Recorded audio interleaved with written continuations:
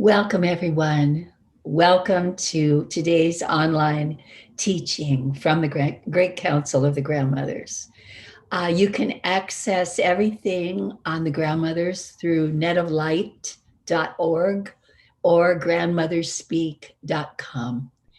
And you can also pick up these teachings after the fact, and we've got them archived way back. So you can pick them up on the website or on Sharon McErlane on YouTube.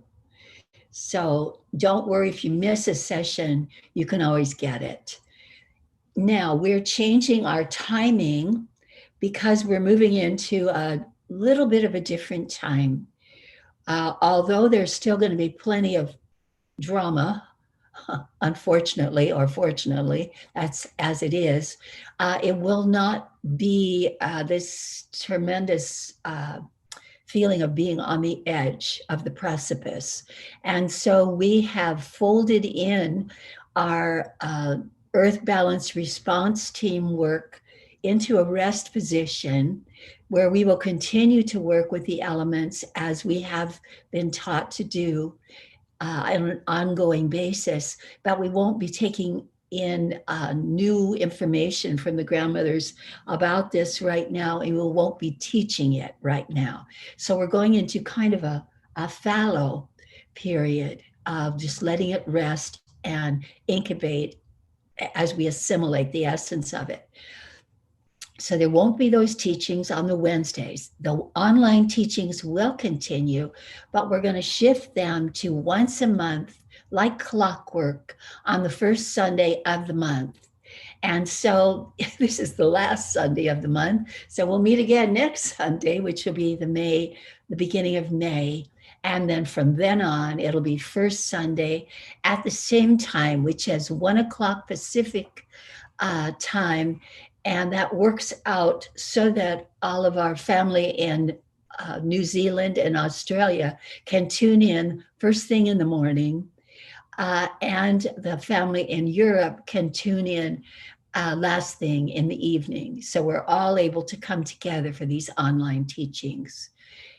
So we'll see you next week if you want to join us. And from then on, always on the first Sunday. We're going to do some work today together. But before we do, I'm going to ask Nadia, many of you know Nadia, one of our grandmothers from Belgium, to lead us in the Net of Light meditation to set us up so that all the work we do today goes into the earth and for all beings to the maximum effect. Okay, Nadia. Okay. Good evening, good day, good morning, wherever you are. Welcome, and I invite you to feel your heart, feel your feet on the ground,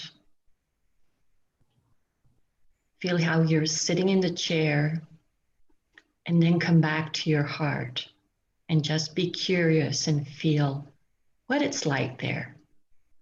Just notice what it's like. And take a deep breath and just relax and absorb. And know that the grandmothers are surrounding us.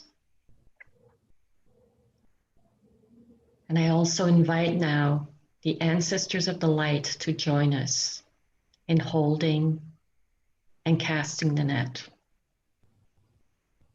And we remember our union with the saints, sages, and avatars, with the grandmothers.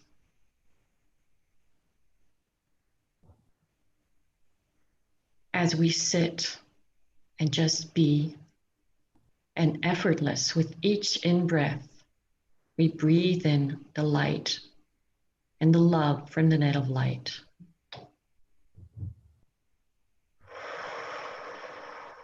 And as we breathe out, it just flows back into the net and right back to you. And that's as easy as it is to work with the net of light. And we now think of all those in need of extra support, And we hold them in the net of light, holding them in the embrace of the one love. And we hold all those in need and who are supporting those in need. And we cast a net of light to all those who uplift us, to those who seek to serve for the greater good of all beings. We cast a net of light to the human family at large, no exception.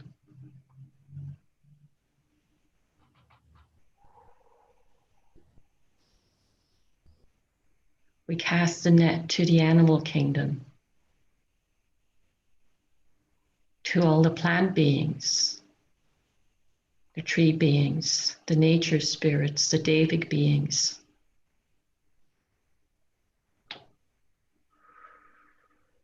And we hold and embrace the element of fire within us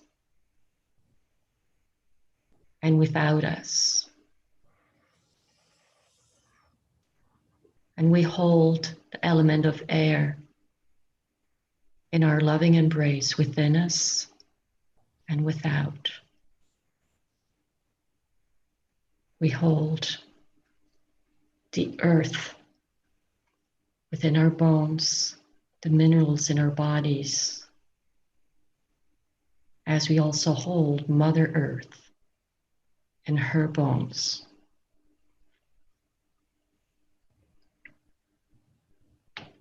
We hold the air in our breathing in the embrace of the one love.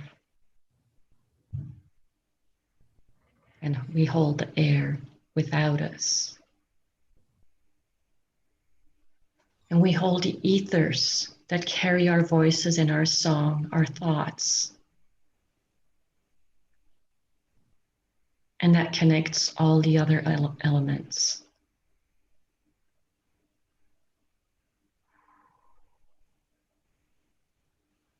We call on the power sites around the world, the sacred sites, to strengthen the net by pouring more light into the net of light and letting it flow to wherever it is needed most.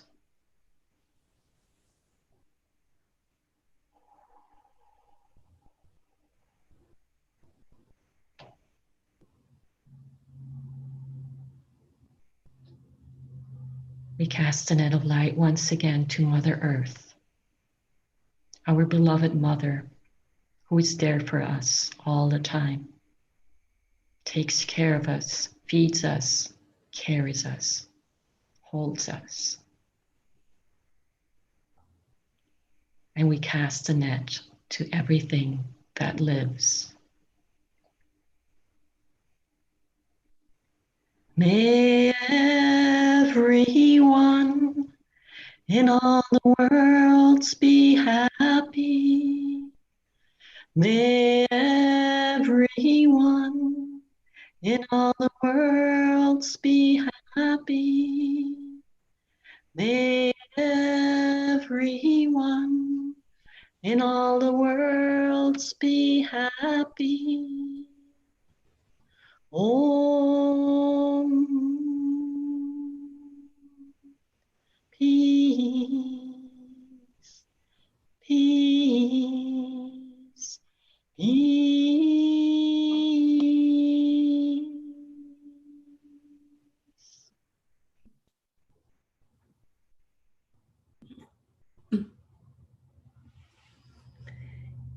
Thank you, Nadia. We're going to be having a discussion today. So I want to introduce those who will be part of this discussion. And the first one is Kate from Laguna Beach. And the second one is Peggy from Alabama. And the third one is Tinaz from Irvine, California. And I'm very lucky to have these women in my life. I'm very lucky to have each one of you in my life. And I never forget that grace that allows me to know you. But we've shared many, many, many experiences together, we four. And today we're going to talk about what the grandmothers say is what we need the most.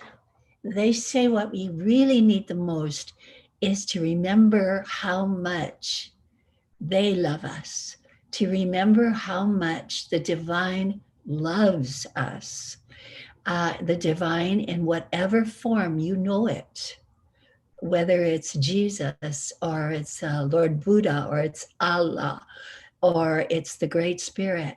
The divine loves you without reservation. This is not conditional love.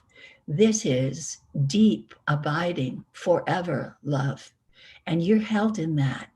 However, most of us have not been taught that and have had to work in our adult lives to gain the knowledge of how much we are loved. Because as soon as we recognize how much we're loved, then it's just effortless for us to give love. Nothing at all. In fact, nothing gives us greater joy than to give that away. But when we feel, oh, I'm not good enough, oh, I missed the point, I always miss the point. How come she can do that or he can do that and I can't? Why aren't I better? Oh, God. Yeah, ad infinitum, this kind of stuff goes on. So we're going to talk about that today and about how working with the grandmothers has helped us get past that, get to that place of the one love where I see you, you see me, and I see God in you, and you see God in me, which is the joy of our lifetime. So I'm going to sing a couple of lines to you that are sort of our lines to live by today. It's from one of the grandmother songs that we often sing together. I am one with the heart of the mother. I am one with the heart of love. I am one with the heart of the Father. I am one with God. I am one with God. The grandmothers ask us to admit that, to own that we are not separate. We are not far off somewhere. We are not groveling. We are deeply loved for who we are right now. And we are one with God. So what I'd like to do is I'd like to start at the kind of beginning, our conditioning that we each got. What were we taught? What were you taught, Peggy, Kate, Tanaz, about this being one with God or not being one with God, being absolutely worthy and adored or not being up to par, and you had to really work at it. So I'd like to lay that out first, and then from there we can go to what has taught us, what has moved us and enabled us to experience, whoa, wait a minute, it's different from that. I really am one. Let's start with where we began. So I just throw it open and we'll just speak as you're moved to speak. Basically, what were you taught when you were, growing into your humanhood? What were you taught about this?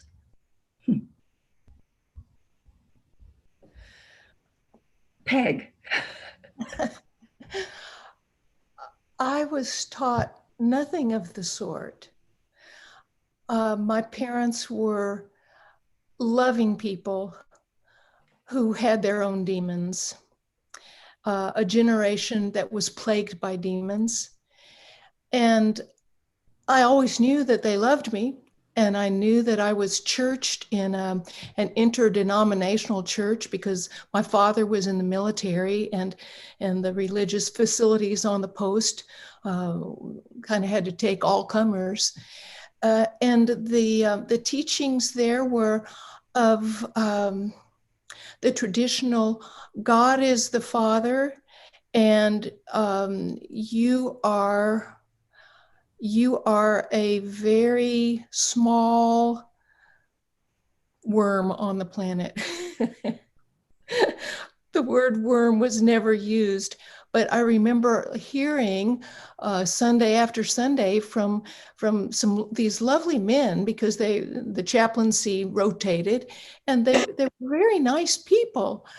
But I heard the same message from each of them, that we were sinners, and we were really unworthy, and it was because of our great separation and unworthiness that Jesus had been killed. And I remember crying for weeks. I would cry myself to sleep when I was 6 or 7, because I had done this. I had done this to Jesus. And it was a difficult introduction to the spiritual world. So Really? So, oh, yeah. Thank you, Peg. I think. Oh, wow. I get it. Not unfamiliar. I'm sorry to say, it's not the least bit unfamiliar. Oh, wow. So, who wants to go next? Tanaz or Kate? Thank God we didn't have to stay in that place. Good grief. Yeah.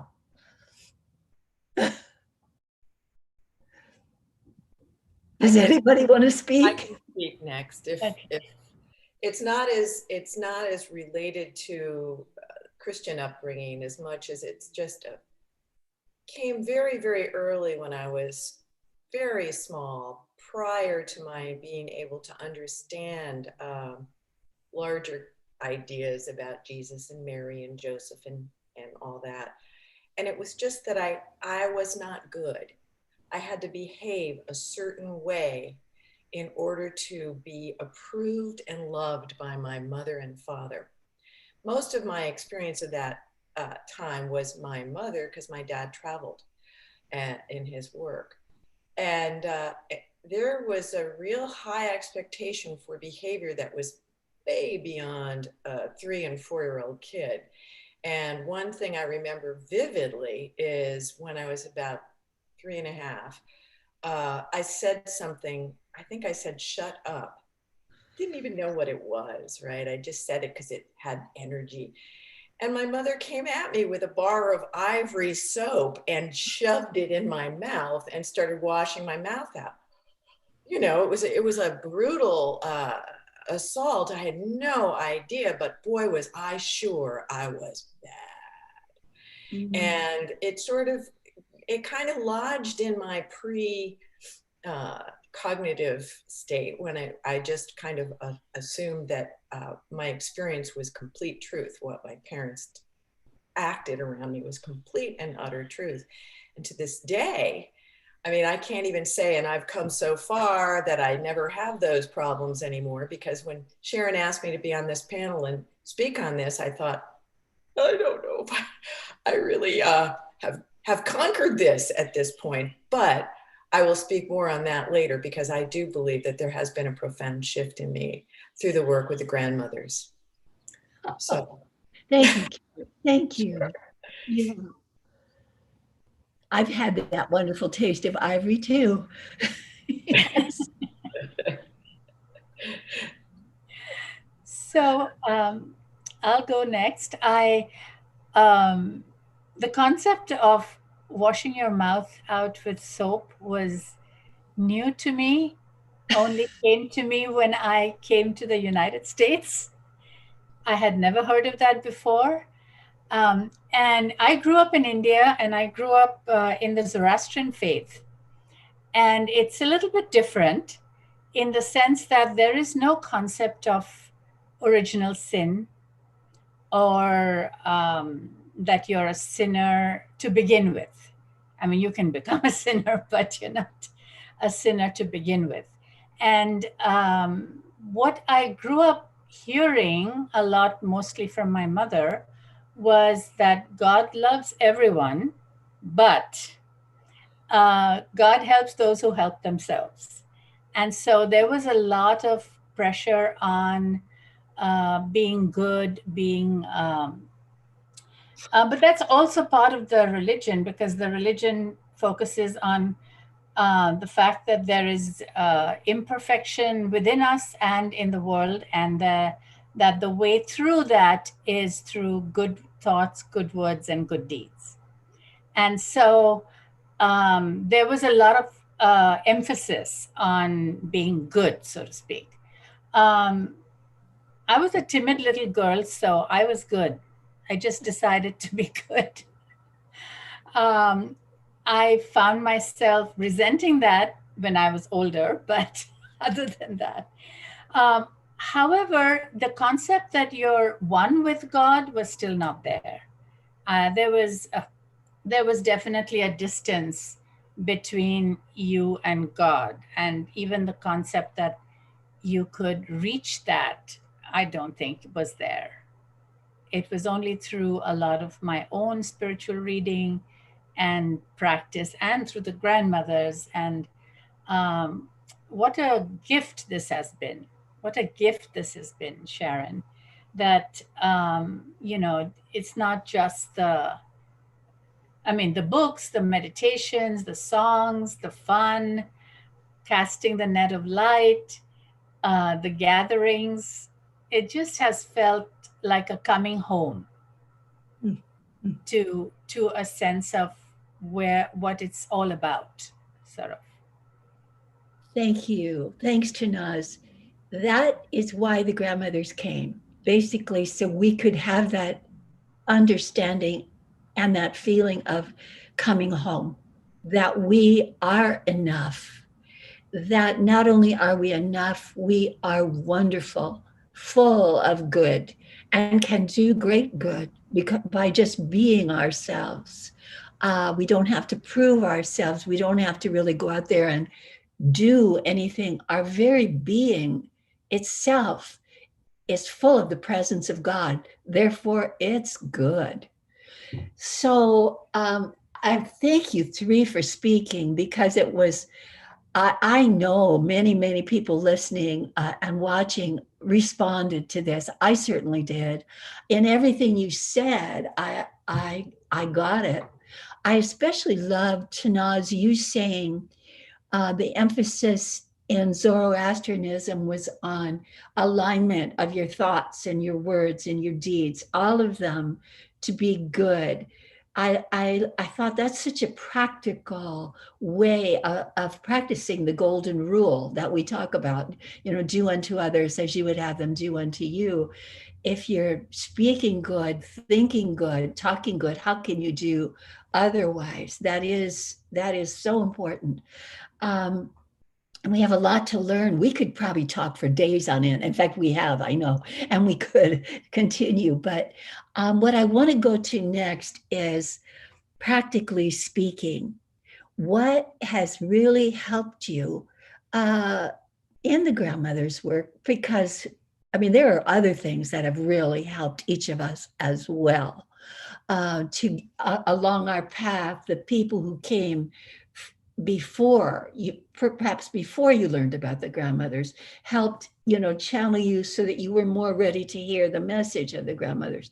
And we could go into that, but I don't want to get caught in those cul-de-sacs. So basically, I'd like to know what has been practically useful to you in this grandmother's work. Where have you flowered? Where have you kind of like broken through a barrier of some kind, or had an aha moment? And let's just kibitz with that a little bit. So when I say that, what comes to mind? For me, what comes to mind is that meditation of the pitcher and the cup, because it makes you feel so loved. Like there is so there is a sort of love in droves. There's a lot of love. It's unending love. That's how I see it. And that feels so accepted and loved that it helped me a lot, made a big difference to me. Yeah. It's the first one, I think, that the I first think so. meditation the grandmothers gave us. Yeah. Yeah, maybe we'll even do that today so everybody can experience it. Yeah, and the empowerments too. I mean, that also is sort of internalizing the divine, I like to think. And so it's a wonderful experience. Of course, everyone knows that. Everyone who's here. I remember when you and I one time talked about this, and you said it had been important to you to have received the empowerment, not just once, but that you allowed yourself to receive Yes. it over and over again, because each time you were covered with that scarf and held and embraced in love. It Right. like the love went deeper into your body and your mind. Yes. Yes. Hmm. Absolutely. Okay. Anybody else have any little stuff you want to add? I can add something.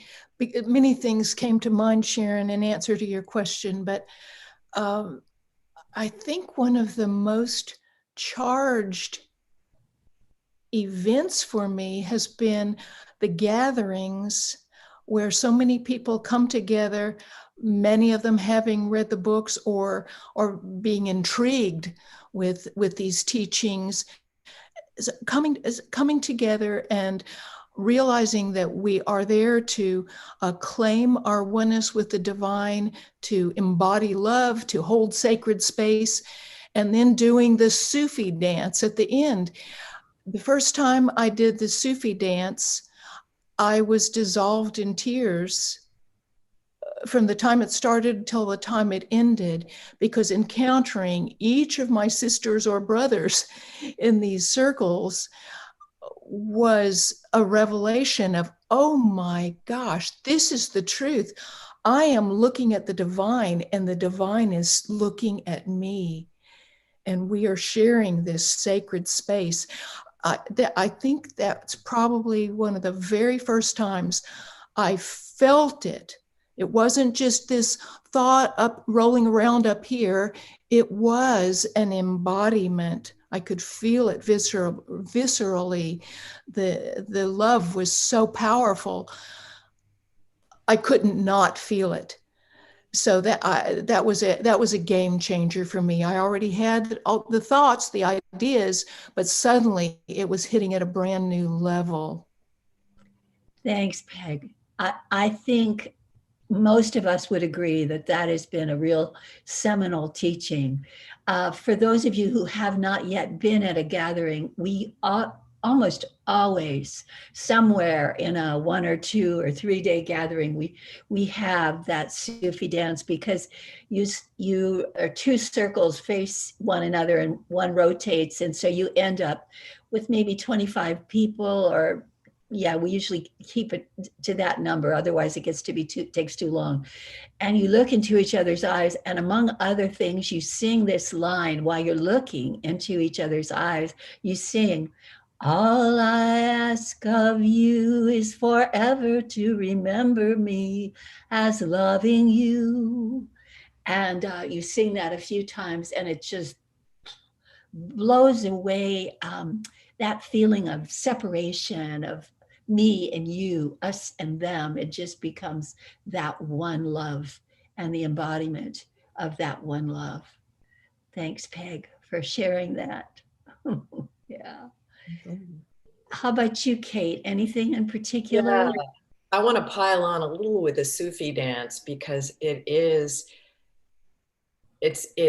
such a transformative experience. And I think the last gathering I went to was my first gathering in Pennsylvania, in the Villa Maria, a year ago, October. And that was the one that you weren't able to go to. And we made a change in the pattern of how it unfolded. Instead of having the Sufi dance after lots of boundaries had been dissolved and people knew each other and had meals together and so forth, we did it at the beginning. And it cracked the room open and it opened people's hearts because in addition to the song, you place your hand on your partner's heart and they place their hand on your heart. And then with your other hand, you cover the hand. So there's this energy that's heart to heart expression, and the simplicity of the statement. It's all you really need to know is that I love you forever. That's all. We talk so much, but that's all that really is important. And the thing I wanted to talk about with the answer to this, the most cracking open I have, it happened in my empowerment too. When I realized, when you said, go within and look at your heart's desire, and if there's anything you want, you can have it. And it was just the invitation that symbolized that depth of complete love and caring, that this, I don't want to say a parental figure, but it was just like, anything you want, we will give you. Just ask.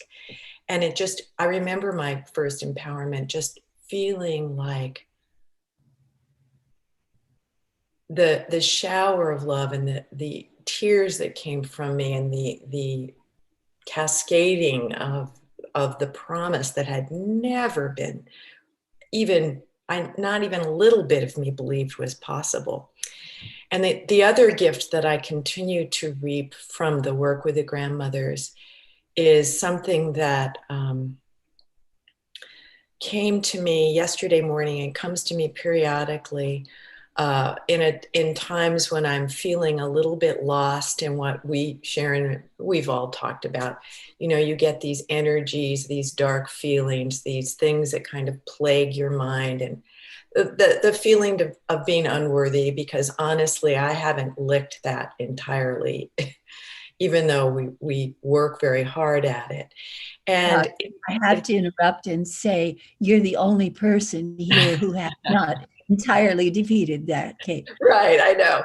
But I have this amazing experience where it's almost like, and it has come over time with all the meditations and all the casting and all the deeper work, where all of a sudden I am somewhere in my being, in my core, where I realize and recognize that there is this great stillness that comes and I'm in complete oneness, and the sense of peace and the sense of calm and all is well. It's just this tapping into this eternal well-being and peace and love that is, to me, the complete connection with the knowing, that the alignment with divine and with each of you in that God space. It's a happy place. The penultimate happy place. Yes. So, wow. Now, in listening to one another speak, has anything else come up that you wish to share?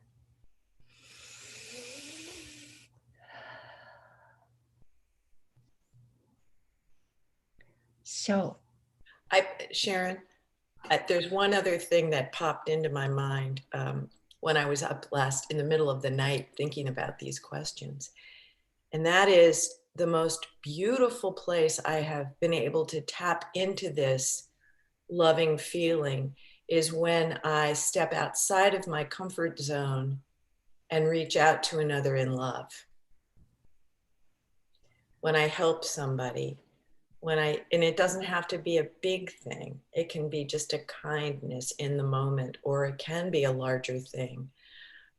When this week, for example, I helped one of our dear grandmothers who's just had a tough time with surgery and having to switch quickly from her home of many years to assisted living, and her computer isn't functioning. And I offered to take it to the Genius Bar, and the joy and the just pure joy of being able to help her and to look into her eyes and see that this was nothing for me and so important for her.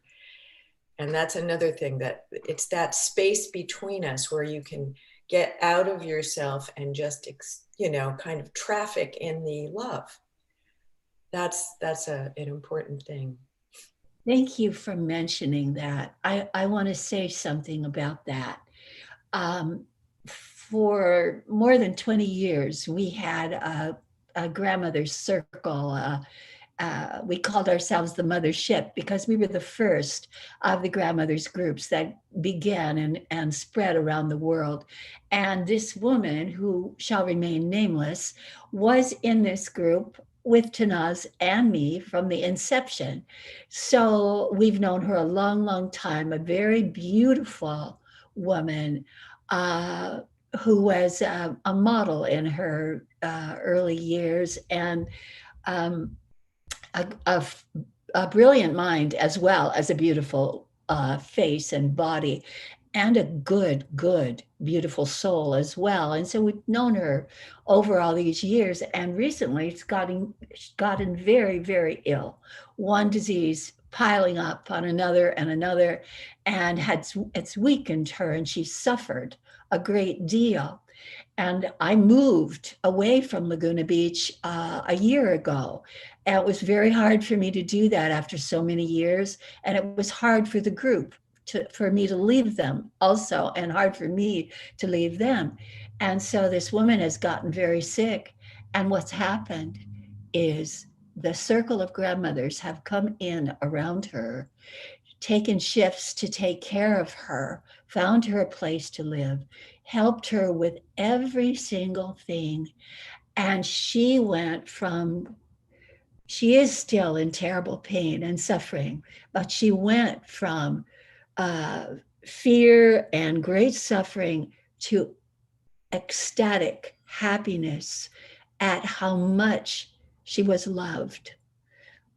And it was because of this group, because of all that they did, because they lived the grandmother's message, and they gave where the giving was needed. And it pulled her out of this abyss of unhappiness and terror, really, into this feeling of joy and knowing how much she was loved. So I think it's so appropriate to mention that, because we began with this mission of wanting to recognize how much we are loved, to be able to feel that. And the strange and most marvelous little experience of that is it comes so clearly, as Kate pointed out, when we give, when we step up and give in whatever way presents itself before us to someone else. The other person receives this, but we receive even more. So I think what we'll do is finish today with the pitcher and the cup meditation as a way of you receiving and knowing how deeply loved you are right at this moment, and how easy it is to receive that way, and how easy it is to give that way. So make yourself comfortable. First, before we do that, do any of the participants have any more that you wish to say? I don't want to cut anybody off. Yeah, it feels complete, like it's a beautiful piece of work you've all done together. We've all done together. Okay, so we'll finish up now with the dessert, which will be the pitcher and the cup meditation. This is the first one, I believe, in all of the grandmother's books. It's in the back of all the books. And you'll find it on the meditation page of netoflight.org or grandmotherspeak.com. So think now of yourself just sitting and allow the chair or the couch or the bed to hold you. There's nothing you have to do. You are here to receive. It is your right. It is your birthright to receive this love of which you are a part. So having kind of laid down that framework, then think of a beautiful room. It's a sunny room. The natural light is pouring in from the windows onto a table that's been set for breakfast. And the beautiful morning sun is pouring in all over that table. And you can see there on the table, there's a beautiful curved pitcher. And next to the pitcher sits a cup. And the pitcher, if you go forward and you look into it, you'll see it's filled to the very, very top with this rich cream. And the cup, much smaller than the pitcher, sits right next to the pitcher. And now the grandmothers are going to pick up this pitcher and they're going to pour and they're going to fill that cup. And then they set the pitcher down. And now the cup is filled, full. And you are that cup. And you are filled full. And then look back at the pitcher full of this beautiful cream and notice how full the pitcher is. The pitcher is filled to the top, right up to the rim with cream. And yet the grandmothers just poured from it and filled the cup. So both are full. And the pitcher is not depleted in any way. You are also that pitcher. And in your giving, as you give from this place of fullness, you can never be depleted. Because as soon as you give, the grandmothers will fill you full again. And you will be full forever. And there will be no exhaustion. There will be no fatigue from doing too much or giving too much. Or should I give to that one? Or is that one where I should give? Or are they worthy? Should I give to them? Oh, am I worthy? Can I ask for help? You are worthy. They are worthy. The supply is endless. There is no running out of this cream. Experience once again how full that cup is, how full that pitcher is. And the light from the window is pouring in all over this scene, all over you. You are full. You are fully, fully packed and full of good. That's who you are. And anytime you need more, all you do is ask to receive, and it comes. And notice how it feels for you to be this full vessel.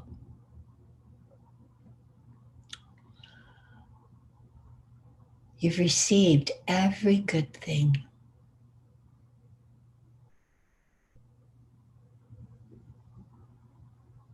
And you never have to be afraid to ask. It's there for this purpose, to give to you. And the grandmothers say, we want to give to you. We wait for your call.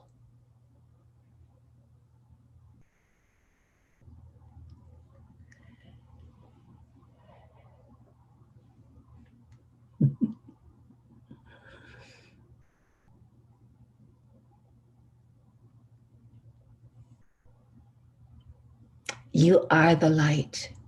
You are the light within the net of light. You are the light of the world. You are the light that holds the world and all life in it. And you are constantly receiving this light. It's who you are, who you've always been and always will be. A vessel of light. Enjoy that. And go to the back of any of the books and find this meditation and all the others. They're there for you to speed your evolution, to make you happier, more content. Bless you, dears. Bless you. See you, maybe, if you come, see you next Sunday.